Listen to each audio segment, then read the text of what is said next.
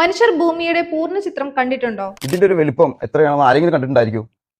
Probably ചിലപ്പോൾ ആസ്ട്രോനോട്സ് അങ്ങനെ കണ്ടിട്ടുണ്ടോ? എങ്ങനെ ഭൂമിക്ക് ഒരു പുറത്ത് സാധനത്തിനെ നമുക്ക് കാണണമെങ്കിൽ അതിൽ നിന്ന് എത്ര ഫോക്കസ് ദൂരെ പോയാലാണ് അതിനെ പൂർണ്ണമായിട്ട് കാണാൻ പറ്റുക? സ്പേസ് ട്രാവലേഴ്സ് ഒക്കെ സ്പേസ് ട്രാവലർ ഭൂമിയുടെ തൊട്ട് മേലെ മാത്രം കറങ്ങി കിടക്കുന്ന ആൾക്കാരാണ്.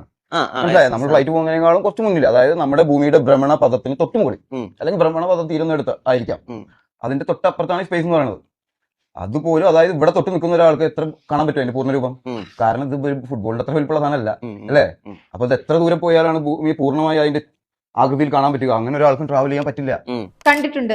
ബഹിരാകാശ സഞ്ചാരികൾ ഭൂമിയുടെ പൂർണ്ണരൂപം നേരിട്ട് കാണുകയും ചിത്രങ്ങൾ പകർത്തുകയും ചെയ്തിട്ടുണ്ട്. 1968 മുതൽ 1972 വരെയുള്ള നാസയുടെ അപ്പോളോ ദൗത്യങ്ങളിൽ പങ്കെടുത്ത ബഹിരാകാശ സഞ്ചാരികൾ ചന്ദ്രനിലേക്ക് യാത്ര ചെയ്തവരാണ്. ഏകദേശം 3,84,400 കിലോമീറ്റർ. അപ്പോളോ 17 ദൗത്യത്തിലെ ബഹിരാകാശ സഞ്ചാരികൾ ഭൂമിയിൽ നിന്നും ഏകദേശം 29,000 കിലോമീറ്റർ അകലെ നിന്നും എടുത്ത ചിത്രമാണിത്. ഇത് ഏതെങ്കിലും തരത്തിലുള്ള ഗ്രാഫിക്സോ ക്യാമറ ട്രിക്കോ അല്ല, മനുഷ്യർ നേരിട്ട് ക്യാമറയിൽ പകർത്തിയ യഥാർത്ഥ ചിത്രമാണ്. ബഹിരാകാശ നിലയം സ്ഥിതി ചെയ്യുന്നത് ഭൂമിയിൽ നിന്ന് കേവലം 400 കിലോമീറ്റർ മാത്രം അകലമുള്ള ലോ എർത്ത് ഓർബിറ്റിലാണ്. ഈ ദൂരത്തിൽ നിന്ന് നോക്കുമ്പോൾ ഭൂമിയുടെ ഉപരിതലവും അതിന്റെ കർവേച്ചറും മാത്രമേ ഒറ്റ ഫ്രെയിമിൽ കാണാൻ സാധിക്കൂ. എന്നാൽ ഭൂമിയിൽ നിന്നും 15 ലക്ഷം കിലോമീറ്റർ അകലെയുള്ള L1 ലഗ്രാഞ്ച് പോയിന്റിൽ സ്ഥിതി ചെയ്യുന്ന ഡിസ്കവർ പോലുള്ള ഉപഗ്രഹങ്ങൾ ദിവസവും ഭൂമിയുടെ പൂർണ്ണമായ തത്സമയ ചിത്രങ്ങൾ എടുത്തയച്ചു തരുന്നുണ്ട്. ബഹിരാകാശ വാഹനങ്ങൾ കണ്ടുപിടിക്കുന്നതിനും BC കാലഘട്ടത്തിൽ തന്നെ ശാസ്ത്രജ്ഞർ ഭൂമിയുടെ ആകൃതി മനസ്സിലാക്കിയിരുന്നു. BC 350 Aristotle നിരീക്ഷിച്ചൊരു വസ്തുതയുണ്ട്. ചന്ദ്രഗ്രഹണ സമയത്ത് ചന്ദ്രനിൽ പതിക്കുന്ന ഭൂമിയുടെ നിഴൽ എപ്പോഴും വൃത്താകൃതിയിലാണ്. ഏത് കോണിൽ തിരിച്ചു വച്ചാലും എപ്പോഴും വൃത്താകൃതിയിലുള്ള നിഴൽ വീഴ്ത്താൻ ഒരു സ്പിയറിന് മാത്രമേ സാധിക്കൂ. ഇനി തീരത്തിൽ നിന്ന് അകലേക്ക് പോകുന്ന കപ്പലിനെ നോക്കിയാൽ